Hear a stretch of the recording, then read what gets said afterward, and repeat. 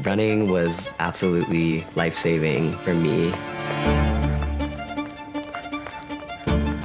Even with all of the grief and loss and change that has been my life, I realized that if I can get around those mental hurdles, I could truly do anything, even though it's hard.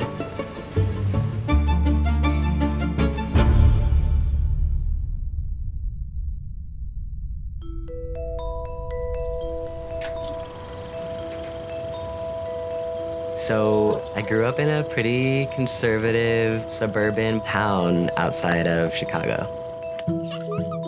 I was super scrawny and playful and energetic and, like I am now, but like small and a girl.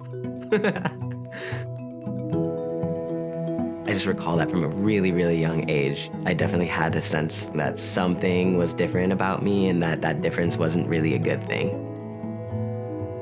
I was totally called a tomboy, but it was definitely encouraged that I wore dresses and skirts and just feminine things. And I remember I just felt wrong. So in high school, when I started to realize, okay, I like girls, this is great.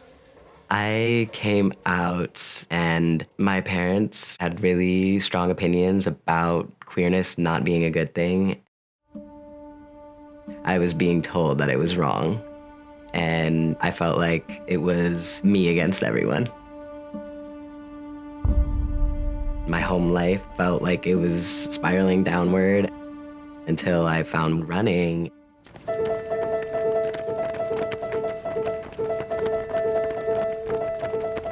Running was the first time that I felt like I can go where I want to go, I can do what I want to do, I can be who I want to be. I had control. It felt liberating. So I was really doing well with running, and I was getting faster, and I was realizing that I could keep running in college. But when I went away to school and started running on the women's team, there were a lot of dynamics that made it feel wrong for me. There was a ton of pressure, not only to perform, it was like, you need to lose weight, you need to lose weight. It was all about, if you're smaller, you can be faster because you weigh less. And I also felt a simultaneous pressure to fit in with the women on the team, and I didn't feel like I did. Go, Callie! Come on, Callie!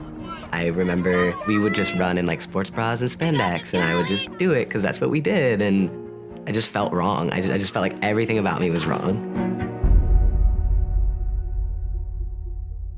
I started to feel this heaviness in my body, but also in my brain.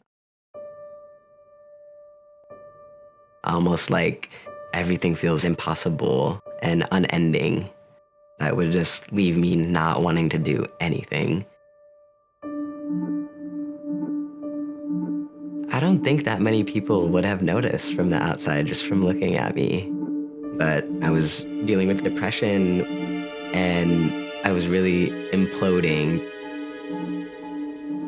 Eventually, my depression was shifting into an anxiety, and all I could think about all day was how badly I didn't want to run. And I just was like, I feel like I really have no place in this. So I quit. In that low point, I could not find any love for myself. And I really couldn't imagine a future with me in it. I realized that something about my life really needed to change. And so I made my way out to San Francisco.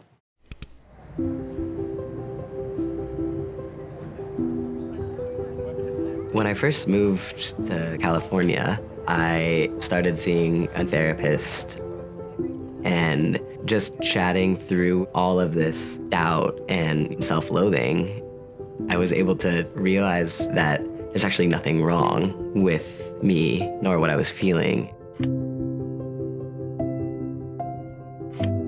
And I think to see what acceptance looked like, I was like, yep, okay, I think I'm gonna be okay here. Okay.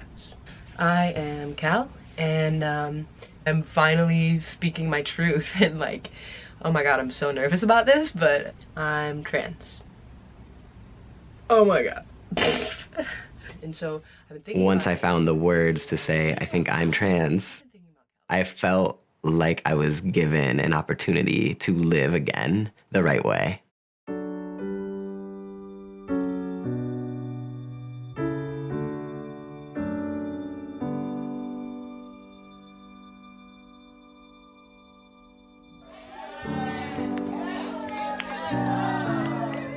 As I continued to transition, I actually realized that I just wanted to try running again.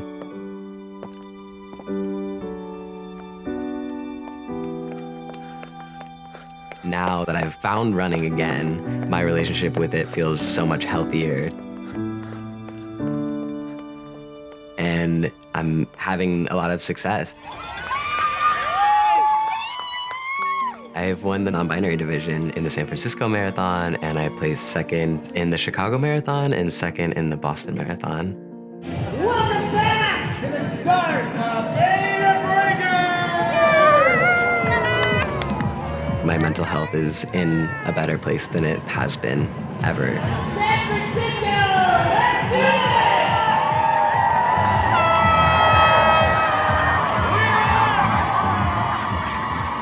And a huge part of that is just knowing that trans people can thrive.